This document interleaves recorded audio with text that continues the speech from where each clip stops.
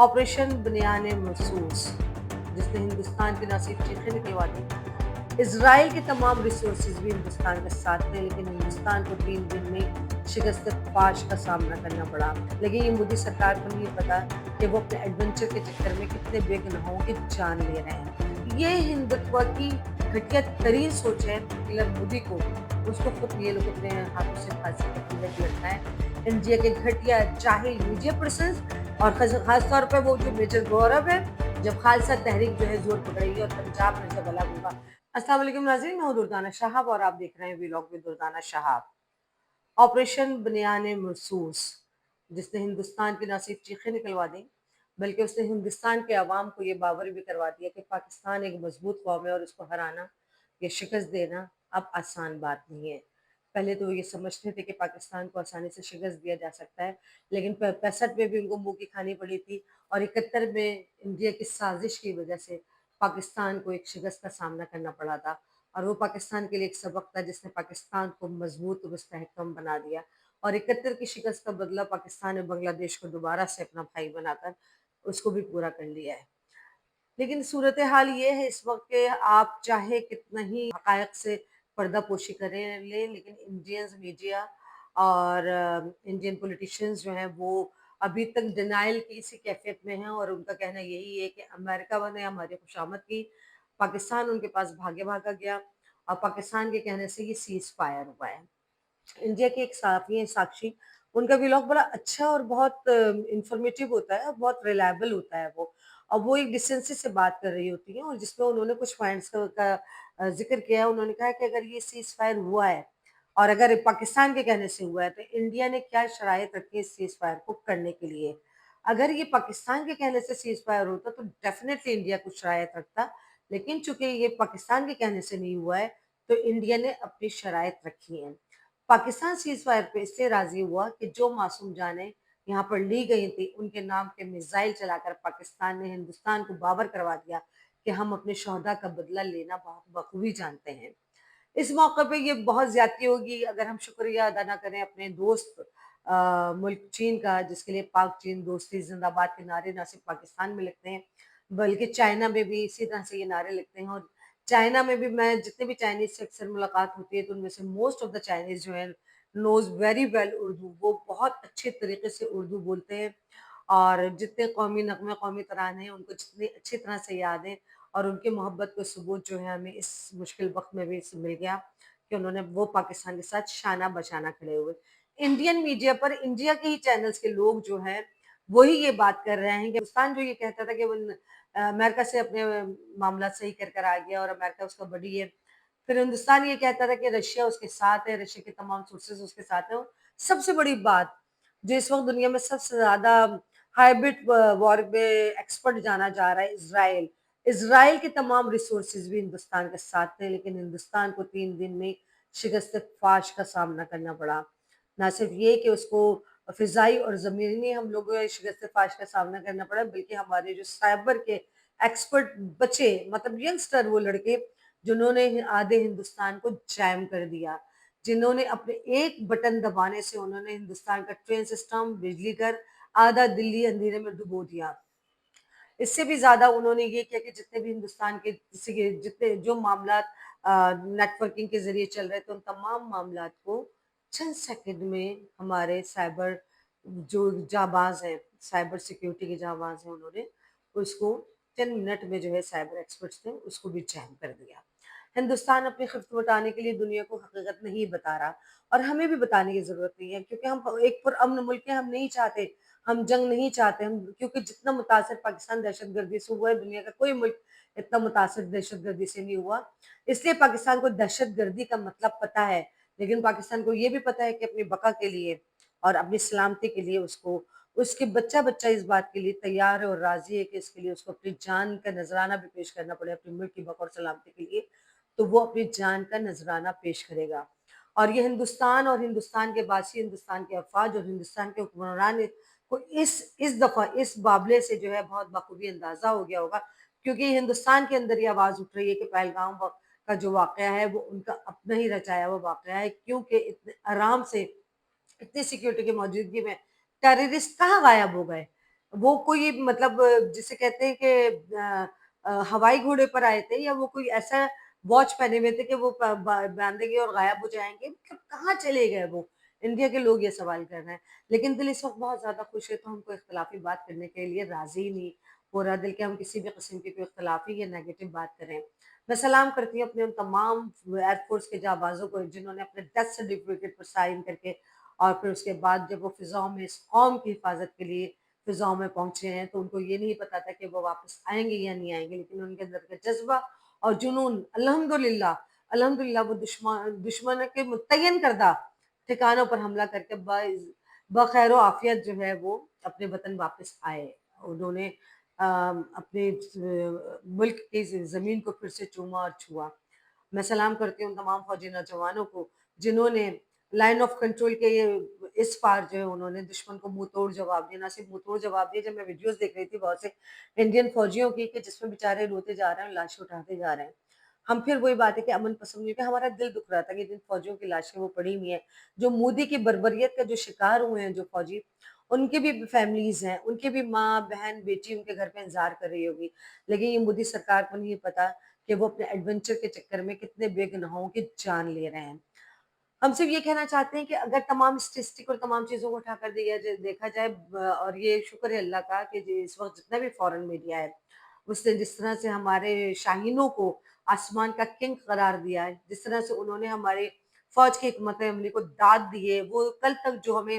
ایک third world country کا ایک چھوٹا سا ملک سمجھنے والے جو لوگ تھے کہ پاکستان کے پاس اب کچھ نہیں بچا،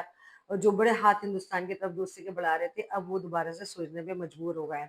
اب ان کے روابط پھر پاکستان سے بحال ہونا شروع ہو گئے ہیں۔ میں شکریہ ادا کرنا چاہوں گی ان تمام دوستوں کا، دوست ممالک کا، جو تمام دوست ممالک نے پاکستان کے لیے آواز اٹھائی اور پاکستان کے ساتھ کھڑے ہوئے۔ ہمیں تو نہیں پتا کہ ہندوستان نے کس کس سے مدد مانگی، لیکن ہندوستان کے میڈیا چینلز پہ بیٹھنے والے جو تجزیہ کار ہیں ان کا خود کا یہ کہنا ہے کہ پاکستان نے کہاں کہاں آواز نہیں لگائی مدد کے لیے، لیکن کوئی بھی ایک ملک ساتھ کھڑے ہونے کے لیے تیار نہیں ہوا، کہ کسی ایک ملک نے ہندوستان کے حق میں آواز نہیں اٹھائی۔ اس کی وجہ اور صرف یہ ہے کہ اس لیے آواز نہیں اٹھائی کہ ہندوستان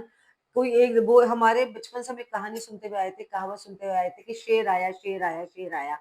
تو مطلب وہ ہر دفعہ وہ لڑکا جھوٹ بولتا ہے اور گاؤں والے بھاگتے ہیں اس کی مدد کے لیے، لیکن اس کے بعد پھر جب ایک دن واقعی شیر آ جاتا ہے وہ چیختا ہے تو گاؤں والے نہیں جاتے کہ یہ لڑکا جھوٹ بولتا ہے۔ تو یہی حساب ہندوستان کے ساتھ ہوا ہے کہ وہ ہر وقت کہتا تھا کہ پاکستان نے حملہ کیا، پاکستان نے حملہ کیا، پاکستان نے حملہ کیا ہے، اور ہر بار وہ جھوٹا ثابت ہوا۔ اب بھی پاکستان نے حملہ کیا ہی نہیں تھا، یہ تمام جو ممالک ہیں ان کو بخوبی اندازہ تھا کہ پاکستان نے یہ حملہ نہیں کیا ہے، اور یہ ہندوستان کا رچایا ہوا ڈرامہ ہی ہے۔ سب مودی سرکار کی سازشوں کو اور ان کی کرتوتوں کو بہت اچھی طرح بہت بخوبی پہچان چکے ہیں۔ یہ مسلم دشمنی ہے اور مسلمانوں کے دشمن مودی سرکار ہے۔ تو میرے ایک دوست ہے دبئی میں جہاں میں موسٹلی اسی ہوٹل میں ٹھہرتی ہوں، وہ اچھی پوزیشن میں ہے، میں ان کا نام نہیں مینشن کروں گی، لیکن ہم مختلف باتوں پہ ایک دوسرے کو بلنگ کرتے رہتے ہیں۔ وہ ان کا نام، وہ مطلب انڈین ہے اور ہندو ہیں، اور آج کانورسیشن کے دوران پتہ چلا کہ وہ RSS کی بھی ہیں۔ تو وہ مطلب اتنے، ویسے تو ہمارا بہت لائٹن موڈ میں ہمارا بات رہتی تھی، میں کئی سالوں سے اسی ہوٹل میں جا کر ٹھہرتی ہوں، آئی فیل لائک ہوم، وہاں پر مجھے مطلب بہت کمفرٹیبل فیل ہوتا ہے مجھے۔ لیکن آج انہوں نے جو جو مجھے میسیجز بھیجے وہ مطلب میں شیئر بھی نہیں کرنا چاہوں گی کیونکہ ہم تو دوستی کا بھرم رکھتے ہیں۔ انہوں نے واضح الفاظوں میں کہا کہ میں RSS کا بہت ہی ایکٹیو نمائندہ ہوں، اور میرا بس چلے جس کے پاس گرین پاسپورٹ ہے پاکستان کا، میں ان سب کو قتل کر دوں۔ آپ ان کی وحشت، بربریت اور ذہنی سوچ کو دیکھیے کہ وہ گرین پاسپورٹ کے حامل ہر شخص کو یہ ہندوستانی قتل کرنا چاہتے ہیں۔ ان کو یہ اندازہ نہیں ہے۔ میں نے پھر اس کو یہ جواب دیا تھا کہ آپ گرین پاسپورٹ کے حامل کو تو قتل کر دیں گے، لیکن آپ دنیا کے ہر کونے میں مسلمان موجود ہیں، اور سب سے بڑی بات یہ ہے کہ آپ جس ملک میں بیٹھ کے روزی روٹی کما رہے ہیں وہ بھی مسلم ملک ہے۔ دبئی بھی کوئی غیر مسلم ملک نہیں ہے۔ دبئی میں آپ کو چونکہ فیسلٹیز مل رہی ہیں، آپ وہاں پر روزی روٹی کما رہے ہیں، تو آپ کو وہ مسلمان صحیح نظر آ رہے ہیں۔ آپ کو ہندوستان میں رہنے والے مسلمان جو ہندوستانی ہے وہ غلط ہے، اور پاکستان تو ہے ہی ان کے لیے غلط۔ یہ ہندوتوا کی گھٹیا ترین سوچ ہے، اور یہ ان لوگوں کی مطلب بہت سے ایسے پڑھے لکھے سوفسٹیکیٹڈ لوگ جن کے بارے میں آپ سوچ بھی نہیں سکتے کہ ان کی سوچ ایسی ہو گئی، لیکن ان کی بھی سوچ اسی طرح کی ہے۔ اب ضرورت اس بات کی ہے کہ ہندوستان میں سے ہم ہم پڑوسیوں کے معاملات میں کبھی بھی مداخلت نہیں کرتے، نہ پہلے کبھی کی تھی نہ اب کر رہے ہیں، لیکن اب ضرورت اس بات کی ہے کہ ہندوستان میں رہنے والی عوام کو کلر مودی، جس کا نام ہے کلر مودی کو، اس کو خود یہ لوگ اپنے ہاتھوں سے پھانسی کے پھندے پہ لٹکائیں، جس سے اب تک اپنے دور اقتدار میں کتنے فال فلیکس آپریشن کھیلے، اور اس کے بعد ہر دفعہ جھوٹا ثابت ہوا، اور جھوٹا ثابت ہونے کے بعد جو ہے عوام بھی خاموش ہو گئی، کیونکہ عوام تو کچھ بول ہی نہیں سکتی ہے، اور اگر آپ کچھ بولیں گے تو آپ کو گھر سے اٹھا لیا جائے گا اور آپ کو غائب کر دیا جائے گا۔ مودی سرکار میں یہی ہو رہا ہے، جو بھی بول رہا ہے اس کو نہیں پتہ چل رہا ہے کہ وہ کہاں چلا گیا۔ ان تمام باتوں کے بعد میں بڑے فخر سے کہتی ہوں کہ میں پاکستانی ہوں، اور مجھے بہت فخر ہے اپنی پاک فوج پہ، مجھے بہت فخر ہے اپنے آرمی چیف پر۔ آرمی چیف نے جو سنت رسول کے مطابق جو کام کیا ہے، ہمارے آرمی چیف نے، ہندوستان کی چیخیں اس لیے نکلی ہیں کہ جو حضور صلی اللہ علیہ وسلم نے فرمایا تھا کہ کبھی بھی دشمن کے اوپر جو ہے رات کے اندھیرے میں حملہ نہ کرو۔ بنیان المرصوص جو اس آپریشن کا نام رکھا، اس کی تلاوت آرمی چیف نے خود کی،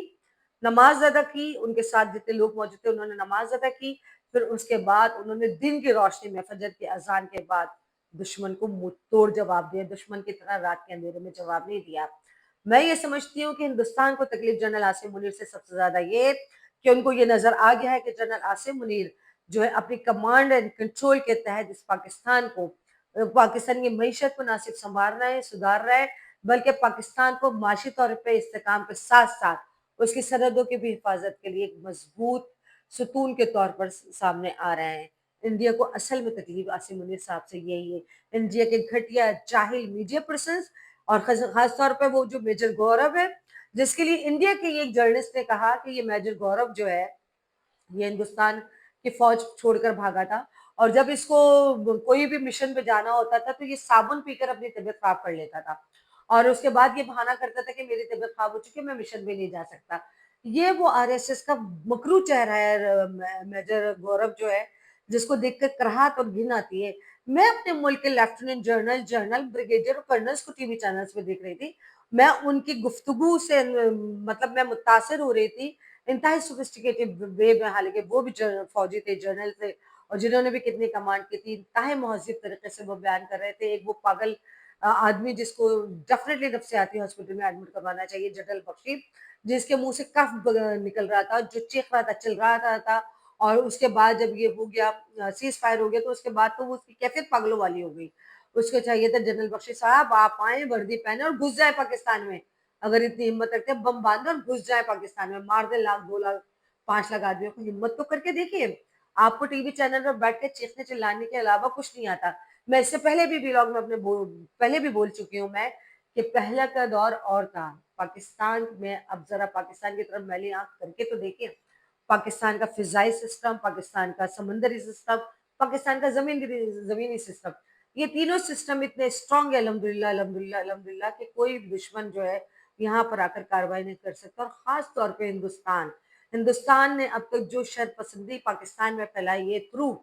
ٹی ٹی پی کے ذریعے، اور تھرو جو ہے بلوچستان میں جو کچھ اس نے کیا ہے، ان سب کا بدلہ لینے کا وقت آ گیا ہے۔ اور ہندوستان کو پہلگام واقعہ تو ایک بہانہ تھا، ہندوستان کو تو تکلیف بنگلہ دیش کا دوبارہ سے پاکستان سے مل جانے پر تھی، ہندوستان کو تکلیف بنگلہ دیش میں پاکستان زندہ باد کے نعرے لگانے پہ تکلیف تھی، ہندوستان کو تکلیف بنگلہ دیش کے آرمی چیف کے پاکستان آنے میں تکلیف تھی، ہندوستان کی تکلیف بنگلہ دیش کے وزیر اعظم سے کا پاکستان سے رابطہ کرنے میں تکلیف تھی۔ ہندوستان کو تکلیف صرف یہ ہے کہ اس کی کالونی جو ہے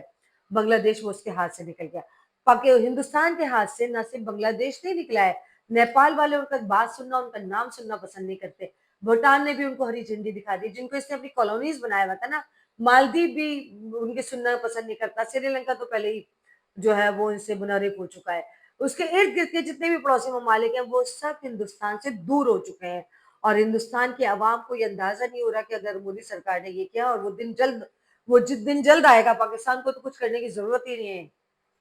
جب خالصہ تحریک جو ہے زور پکڑے گی اور پنجاب پھر جب الگ ہوگا، کیونکہ اگر ہندوستان میں کوئی جیدار قوم ہے جو ڈٹ کر دشمن کا مقابلہ کر سکتی ہے تو وہ سکھ ہیں، وہ سکھ برادری جب اپنے پر آ گئے تو پھر اس کے بعد وہ ہندوستان کو ٹوٹنے سے کوئی بھی نہیں بچا سکے گا، کیونکہ ہندوستان کی جتنی بھی قوموں کو آپ اٹھا کر دیکھ لیں، خاص طور پہ یہ ہندو تو دنیا کی بزدل तरीन कौम है, बुज़दिल तरीन कौम इस तरह से है कि ये कभी भी आपकी फ्रंट पर वार नहीं करते, हमेशा से पीठ पर वार करते हैं। इनकी तारीख का हिस्सा ये,